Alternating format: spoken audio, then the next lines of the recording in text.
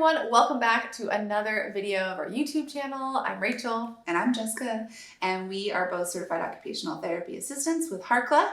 And today we are going to talk about meeting the sensory threshold for your child. What does that mean? Why is it important? And we're going to give you some tips and tricks to help meet that threshold if you do have kind of a sensory seeker on your hands. First of all, what does it mean to meet the sensory threshold? All right, so we're all sensory beings, we all have sensory systems, and we all have a certain threshold of sensory input that we crave or we're trying to achieve every day. So we're gonna use kind of the example of sensory seekers, specifically vestibular seekers, throughout this video because they're pretty well known, they're pretty common, and if you've seen a sensory seeker, vestibular specific, then you know exactly what we're talking about. So for a sensory seeker who seeks out vestibular input, in order to meet their sensory threshold, they need a certain amount of vestibular input to feel good in their body. So that's why they seek out all of that vestibular input. We're able to sit here and attend and focus and share this information with you with good control of our body. But we've met our sensory thresholds, we've gotten that input that we've needed so that we can sit and attend. But for someone who hasn't met that sensory threshold, that vestibular threshold, they might be running and jumping and spinning all over the place trying to get that input. The goal is to give these sensory seekers the just right amount of input that they're seeking so that they can feel calm and regulated for certain activities like school or mealtime or going to the grocery store. Because if they haven't met that sensory threshold and gotten the input they need, they're not going to be able to control their body. They're not going to be able to sit still long enough to attend in class. So that's what we're talking about. Yes, these kiddos are often labeled as the bad kids in school, in sports, in after-school activities, because they're trying to get the amount of input that they need in order to feel good. And oftentimes those needs aren't being met, especially in the school setting, because they're sitting in the classroom all day, and maybe if they get in trouble, then recess gets taken away, so then they don't get that opportunity to run and jump and swing and move. So it's almost like it's getting bottled up even more in their body, and they just need to move, they need to bounce and wiggle, and they're getting in trouble for trying to meet those sensory needs.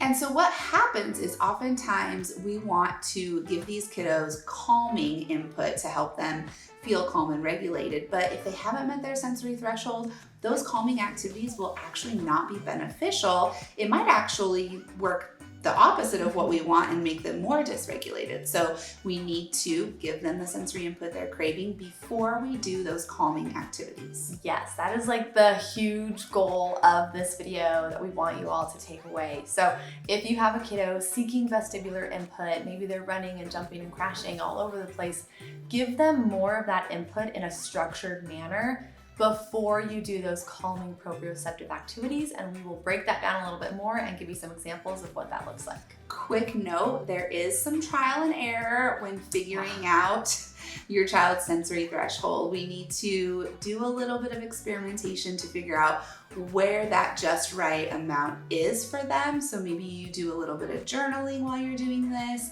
but also teaching your child about their body is helpful so that they know what they need, when they need it, and how much they need to feel good. Yes, and we always recommend, if you have concerns about your child's sensory needs, their sensory system, please chat with your child's pediatrician. Please advocate for an evaluation with occupational therapy, because a trained specialist will be able to help you specifically more than any YouTube video, social media account can, because it will be specific to your child's needs.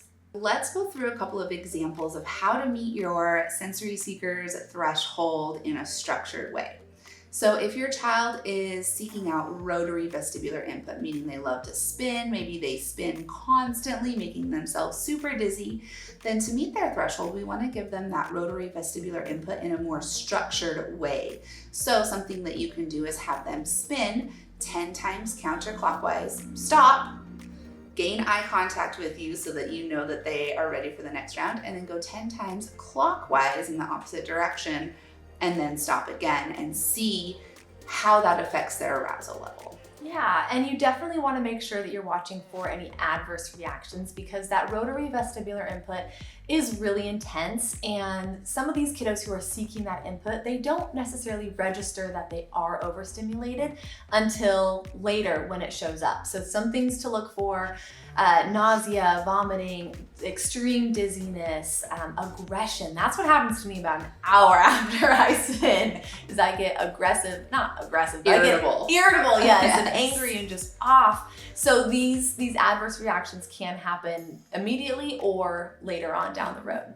Yep, so once you've done that structured rotary vestibular activity, whether it's spinning and jumping or just straight spinning, kind of assess and see where your child's at. Maybe they're ready to do a little bit of heavy work afterwards, but maybe they need a little bit more vestibular. Maybe they need to do some jumping or some running as well. Like we said earlier, there's a little bit of trial and error and experimentation with this. So see where they're at. But the important thing to note is keeping it structured is important. Doing the same number of rotations each direction, stopping in between, having it more controlled versus just a free-for-all is important. Exactly. So if you're going to have them run back and forth in your house or in the classroom, have them go and touch the wall, a spot on the wall 5 times. They go back and forth and they have to stop each time.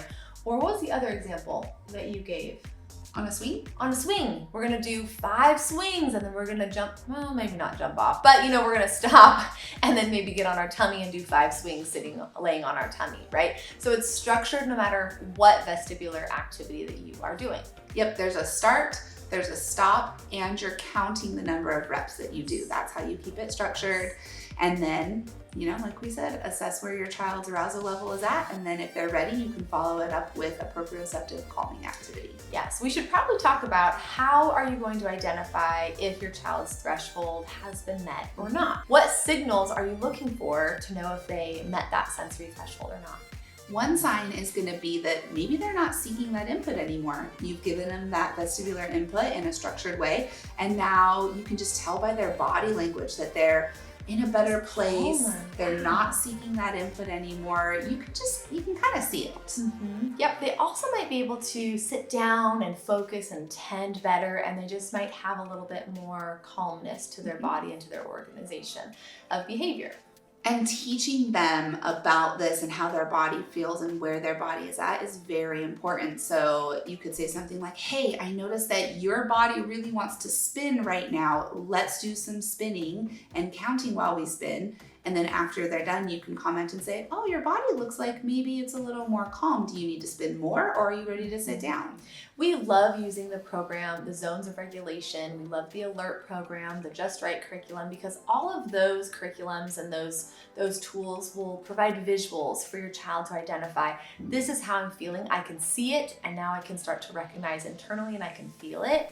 And then we can progress to what activity do I need when I'm feeling like I'm in the red zone or the yellow zone. And they can start to independently identify what they need when they're feeling like their sensory threshold isn't being met. So we love to make sure that you're advocating and you're educating your child, giving them the tools so they can advocate for themselves in different environments when you're not around. So we mentioned it briefly, but we always want to do proprioceptive activities after vestibular just to kind of reset the nervous system. This helps to decrease any potential sensory overload from the vestibular input. So we're going to give you a couple of ideas for some calming proprioceptive activities to do after all of that vestibular input. All right, the first one is pretty simple. We like to call it moving the wall or pushing the wall, and you're just gonna have the child push their hands against the wall, trying to move the wall, and they can turn around and push their back against the wall, kind of like they're doing a wall sit. And you can get in there and help them and try to push it and talk about, oh, I think it moved a little bit, and they're getting a lot of that deep pressure, that compression to their joints, muscles, and tendons, which helps to bring their body back down to a more regulated state. And of course, we love using weighted items like the weighted compression vest, a weighted blanket, or a weighted lap pad. Just having that extra weight on their body provides them that calming proprioceptive input. Yeah, even the body sock is a great opportunity to get some proprioceptive input because they can get in and they can push against it. And instead of the weight, if some children don't necessarily love the weight, some thrive with that compression. So having those different options are really helpful as well. Another one that you can do is slow animal walks. So something like a crab walk where they're on their hands and their feet with their stomach up in the air. That's a really good one to get a lot of feedback and a lot of proprioceptive input. Another one is just pushing the hands together like this, push, push, push, and then pull, pull, pull, and then pushing down on the head, making sure that the spine is in alignment. We're not like leaned forward, pushing down. We want to be nice and straight up and down. And then you can push the tongue to the roof of the mouth or suction the tongue to the roof of the mouth as well. Yep, all of those are great, simple ways to do some proprioceptive input after that vestibular input. If you have any questions, feel free to comment on this video. Make sure you subscribe to our YouTube channel because we are putting out a lot of other videos and you'll want to know when those other videos come out. And then make sure you're following us on Instagram at Harkla_family, as well as at All Things Sensory Podcast. We also have a lot of blog posts at harkla.co along with all of our products as well. So check out all the resources. Yep, thanks for being here and we'll see you later.